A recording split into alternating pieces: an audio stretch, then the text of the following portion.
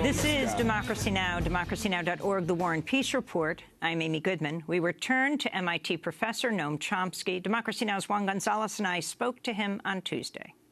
I wanted to ask you about Latin America. We had a period for about 10 years of enormous social progress in Latin America. All these socially minded governments, reduction of income inequality, the only part of the world where there are no nuclear weapons. And yet now we've seen in the last few years real steps backwards. Quite a few of the popular governments, with the exception of Ecuador recently, have been thrown out of office, and a deepening crisis in Venezuela. Your sense of what has happened, and that after so much promise, all of a sudden it seems that the region is going backward? Well, there were real achievements, but the left governments failed to use the opportunity available to them to try to create sustainable, viable economies. Almost every one, Venezuela, Brazil, others, Argentina, relied on the rise in commodity prices, which is a temporary phenomenon. Commodity prices did rise mainly because of the growth of China. So there was a rise in the oil price of soy and so on and so forth. And instead of trying to develop a sustainable economy with manufacturing, agriculture, and so on, like Venezuela is potentially a rich agricultural country, but they didn't develop it.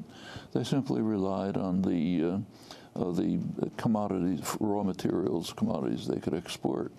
That's a very harmful, it's not only not a successful, it's a harmful development model.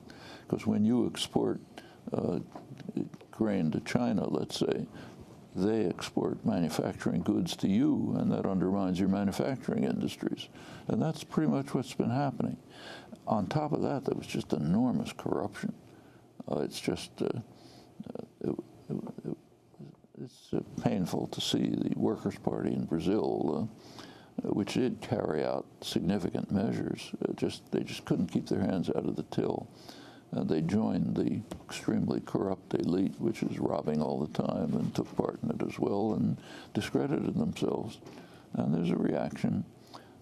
I don't think the game is over by any means. There were real successes achieved, and I think a lot of those will be sustained, but there is a regression. They'll have to pick up again with, one hopes, more honest forces that will, first of all, recognize the need to develop the economy in a way which has a solid foundation, not just based on raw material exports, and secondly, honest enough to carry out decent programs without robbing the public at the same time.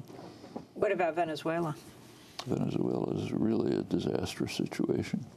The economy relies on oil as to probably a greater extent than ever in the past, certainly very high, and the corruption, the robbery, and so on has been extreme, especially after Chavez's death. So I mean, if you look at it, it still has. If you look at, say, the UN Human Development Index, Venezuela still ranks, say, above Brazil. So it's there are hopes and possibilities for reconstruction and development, but the promise of the earlier years has been significantly lost. And I want